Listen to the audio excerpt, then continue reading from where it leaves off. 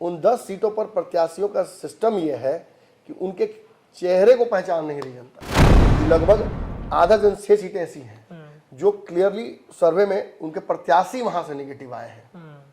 इस बात को अब मान गए हैं कि जदयू अपनी सारी सीटें जीतकर नहीं आ रही। उनको यादव वोट क्यों करेगा? उनको वहां का बनिया वोट क्यों करेगा? क्योंकि ये सब का टेंशन में थे।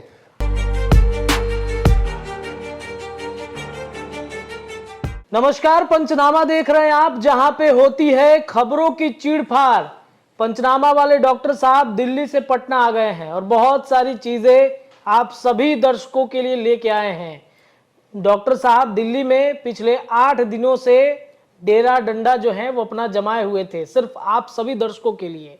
क्यों? क्योंकि बिहार की राजनीति में जो परिस्थितियां उत्पन्न हुई थी, सीट बंटवारे से लेकर जो झगड़ा झंझट जो विवाद चल रहा था, उस सभी विवादों का निपटारा कर अब आप सभी दर्शकों के लिए खबरों की चीड़फाड़ करने के लिए अपने क्लिनिक में जो अस्थाई पता है, उस पते पर अब आप सभी दर्शकों को देखने के लिए मिलेंगे। बहुत सारी चीजें दिल्ली से पटना आई हैं, एक एक करके हम खोलेंगे। बहुत सारा पैकेट बन के आया है, वो पैकेट एक एक करके उसमें से जो डॉक्टरी थेरेपी जो मशीनरी चीजें होती हैं वो एक एक करके निकलेंगी।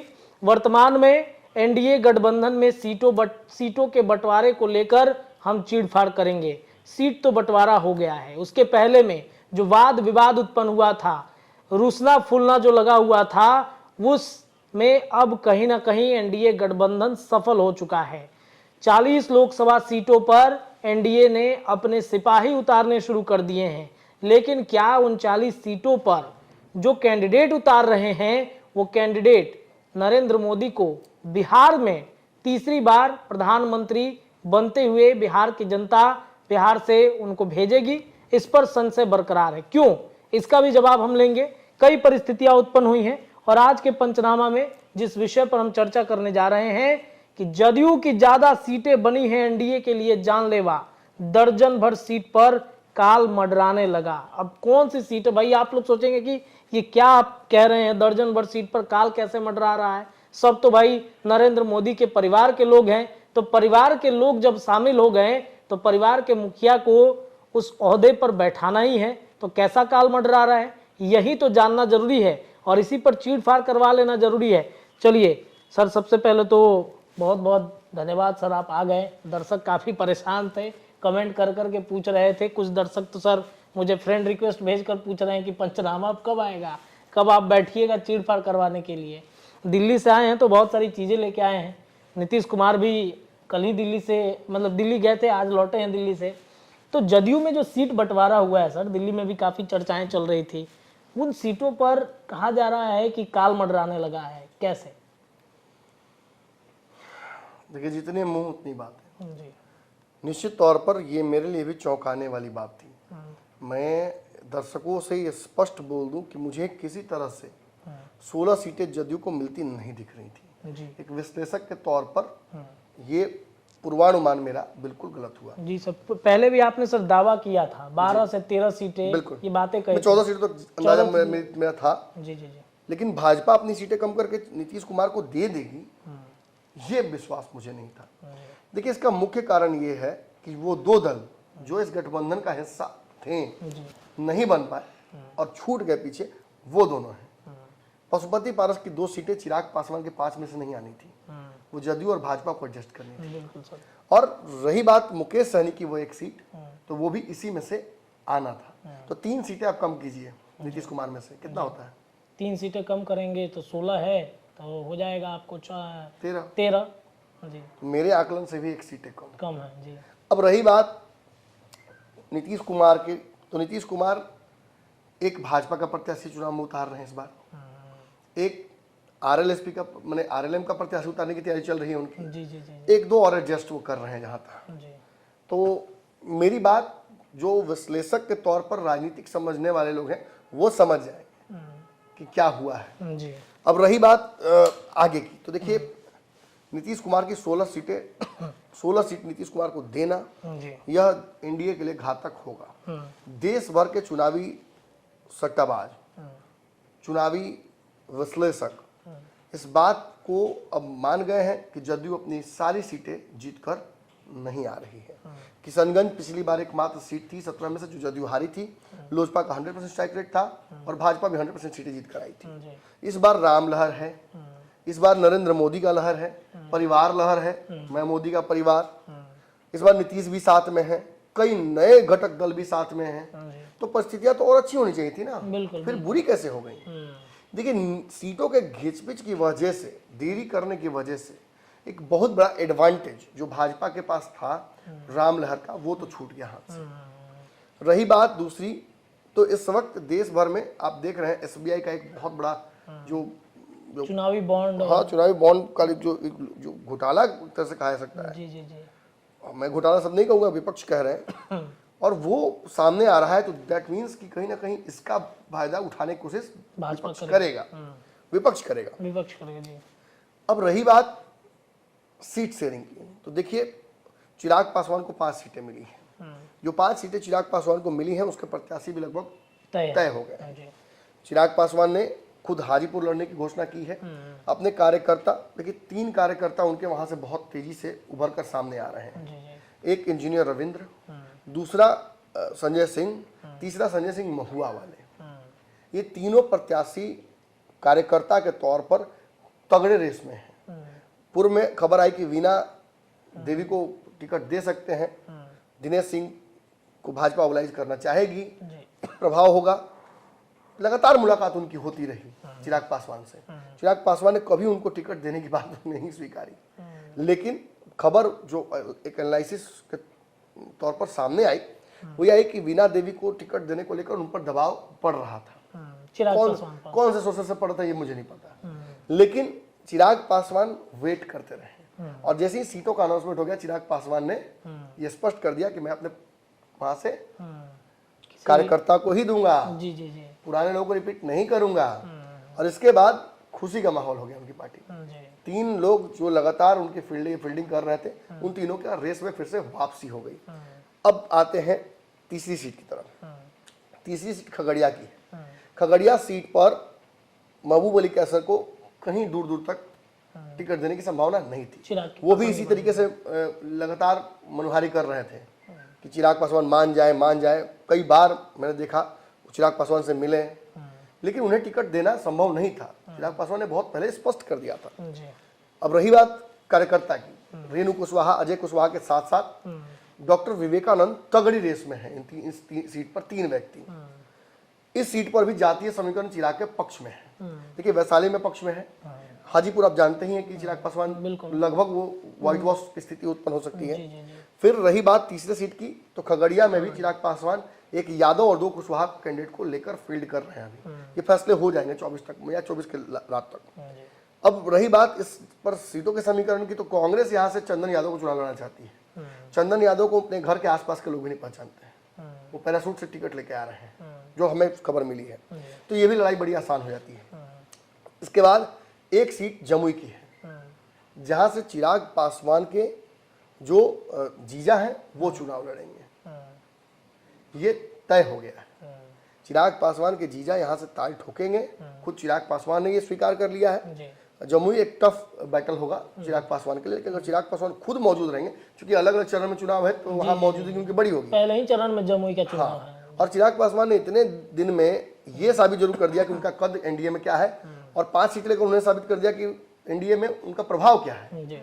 अब अपने दुश्मनों में पॉपुलर होकर चिराग पासवान ने ये साबित कर दिया कि वो केवल लड़कर ही लोगों को जीतना नहीं मतलब जानते हैं, बल्कि अपना बनाना भी उन्हें आता है। कई राजनीतिक दुश्मन चिराग पासवान के अब दोस्त हो चुके हैं। कई लोग बंद कमरों में उनसे मुलाकात करते हैं, कई रात के अंधेरे में उनसे मिलना चाहते हैं। सच्चाई ये है कि चिराग पासवान ने अपना कद बहुत ज्यादा बढ़ा लिया है। और रही जमुई की बात, तो एक बहुत टफ कंपटीशन होगी वहां पे।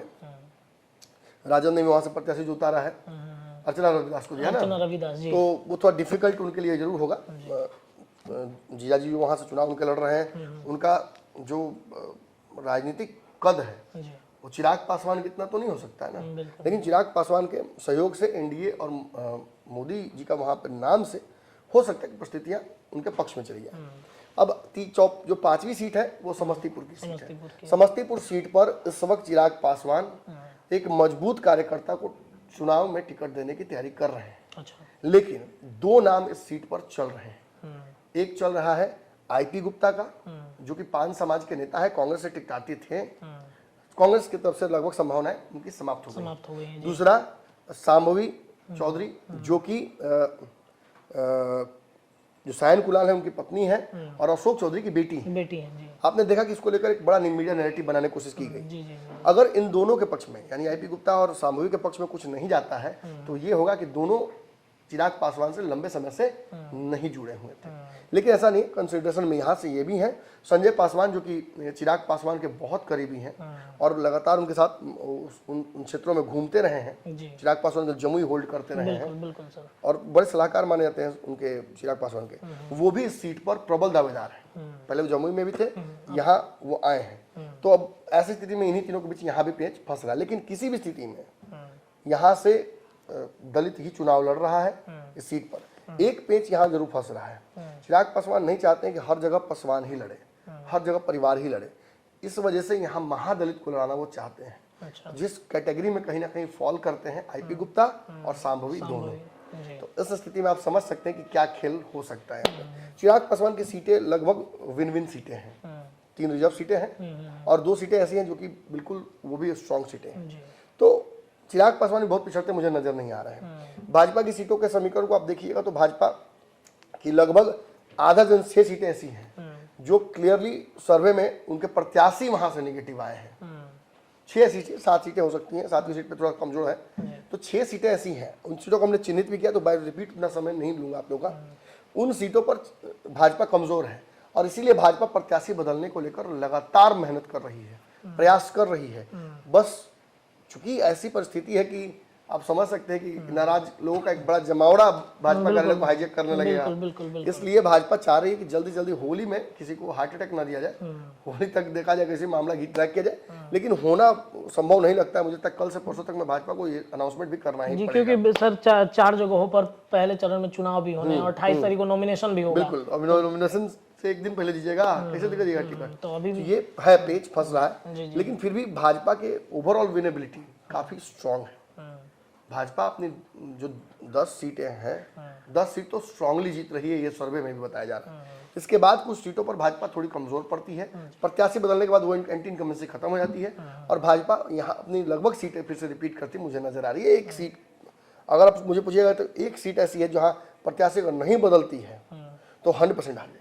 कौन सी सीट है सर? अब मैं नहीं बोलूंगा ये बात, अभी नहीं खुलासा करेंगे। अभी हमको खुलासा करें। किसी को हार्ट अटैक नहीं देना है भाई, होली है। जदयू की सीट पर सर हम चर्चा करेंगे। चलिए जदयू पर आ जाते हैं। जदयू पर आते हैं कि जदयू में क्या होगा। जदयू की सीट आप जान लीजिए कि जदयू को 16 सीटें मिली हैं। जस्ट उल्टा है, जदयू 10 सीटों पर कमजोर है और 6 सीट जदयू की ऐसी है जिस पर जदयू को कोई छू नहीं पाएगा। उन 10 सीटों पर प्रत्याशियों का सिस्टम यह है कि उनके चेहरे को पहचान नहीं रही जनता। अब यहाँ आप नाम पूछे तो हम बता देंगे। नाम बता ही दीजिए सर, क्योंकि देखिए सुपौल की सीट फिर लड़कर जदयू ने ले ली। सुपौल की सीट पर अगर फिर से रिपीट होते हैं दिलेश्वर कामत तो आपके लिए यह घातक होने जा रहा है। लेकिन ये रिपीट होंगे, ये तय हो चुका है। जी। पूर्णिया की सीट पर संतोष कुशवाहा एक बहुत घातक चॉइस होंगे। लेकिन अब खबर आ रही है कि मधेपुरा और पूर्णिया के बीच में पप्पू यादव भी 3-5 कर रहे हैं। तो अब कांग्रेस के टिकट पर वो लड़ेंगे, तो कैसे लड़ेंगे, क्या लड़ेंगे, इस पे भी एक बहुत बड़ा पेच है। ये भी चर्चा का विषय है सर। लेकिन इस सीट पर एनडीए बहुत कमजोर है। इस सीट पर समीकरण बनाना पड़ेगा इन लोगों को। अब रही तीसरी सीट देखिए, आप जानते हैं वाल्मीकि नगर की सीट। जी। वाल्मीकि नगर की सीट पर जो लड़े थे सुनील महतो, सुनील कुमार, हाँ मन महती के बोल सकते हैं, महतो जी के बेटा थे तो महतो हो सकते। तो वो सबसे कम मार्जिन से चुनाव जीते थे। उनके खिलाफ प्रवेश मिश्रा लड़े थे कांग्रेस से और प्रवेश मिश्रा फिर चुनाव में टिकट लेकर आ रहे हैं। ये मुझे संभावनाएं लग रही है कंफर्म, ऐसी जानकारी मुझे प्राप्त हुई है। तो फिर ये टफ कंपटीशन देने जा रहे हैं। बिल्कुल। फिर जहानाबाद की सीट है, जिस सीट पर प्रत्याशी सुरेंद्र यादव या उनके करीबी हो सकते हैं। जी। जिसकी वजह से यादव वोट जो है बड़ा पेचीदा है। और मैं आपको एक अंदर की खबर बताता हूँ, जहानाबाद की सीट एक ऐसी सीट है जिसे कोई भी पार्टी लेना नहीं चाहती थी। इस बार गजब पेच फंसा था जहानाबाद की सीट, कोई पार्टी लेना नहीं चाहती थी कि हार का प्रबल संभावना वहां बन रहा था। फिर इसके बाद बांका की सीट है। जी। बांका सीट पर भी यही पेच फंस रहा था। इसके अलावा एक और सीट है जो निश्चित तौर पर पेच फंस रहा था, जहां पर जिस सीट का हम नाम नहीं लेंगे, ये दर्शकों के लिए ट्रिक क्वेश्चन है, इसका जवाब आप दीजिए। ये सीटें जो हैं ये निश्चित तौर पर जदयू के लिए घातक होंगी। मतलब एंटी इनकम्बेंसी की वजह से, एंटी इनकम्बेंसी, नीतीश कुमार के बार बार भागने की वजह से। देखिए नीतीश कुमार का भी नुकसान अभी झेलना है इंडिया को। नीतीश जो बार बार इधर उधर करते हैं, और तो सवर्णों का एक बड़ा हिस्सा उनसे नाराज है। बिल्कुल बिल्कुल। और ये नाराजगी इतनी थी कि नीतीश को इधर आने ही नहीं देना चाहते थे वो लोग। लेकिन ये चॉइस भाजपा का था। भाजपा ने गुण दोष के साथ नीतीश को स्वीकारा। अब उन गुण का तो फायदा उनको मिल जाएगा, नहीं मिलेगा कि नहीं मिलेगा पता नहीं है, लेकिन दोष का फायदा तो बिल्कुल मिलने वाला है। जी। और दोष इतना माने डिफिकल्ट है इस बार उनका कि मुझे लगता है कि शायद ही ऐसी कोई सीट हो जहां पर 100% नीतीश कुमार अपना वोट ट्रांसफर करवा पाए, और ये अपनी सीटों पर भी उनके लिए चुनौती होगा। जी, इसी वजह से शायद आप 12 सीटों का आंकड़ा पहले बता चुके थे। 20 सीटों पर बीजेपी की चर्चा हो रही थी। कई दर्शक कमेंट भी कर रहे थे कि 12 सीटें नमन सर ने कही थी, 16 सीटें मिल गई हैं, तो ये कैसे संभव हो पाया है? वो तो मैं शुरू में समझा दिया आपको कि देखिए, अगर एक विश्लेषक के तौर पर स्ट्रेट फॉरवर्ड जाना चाहते हैं मुझसे, तो हम कहेंगे भैया माफ कीजिए, हाँ सही में हम बोले थे, हमसे नहीं हो पाया, चलिए कोई बात नहीं। और सब बात सही थोड़ी होगा मेरा, हम गलत मानते हैं। यहाँ तो हसुआ के ब्याह में खुरपी गीत गा रहा है लोग, तो उससे तो बेहतर है ना आपका नमन मिश्रा। नहीं है बेहतर तो अनसब्सक्राइब मारिए, महाराजा क्विट कीजिए। अगर हाँ जानना है पेज तो निश्चित तौर पर रुकिए, समझिए। देखिए मैं फिर एक बार रिपीट को जो मैंने शुरू में बोला था तो और अच्छे तरीके से, नीतीश कुमार की कुछ सीटें तो इसलिए बढ़ गई क्योंकि पशुपति पारस एकोमोडेट नहीं हुए अपनी मर्जी से। उनको तो बोला गया था कि 2 सीट ली जाइए, वो आए ही नहीं, तो जाइए।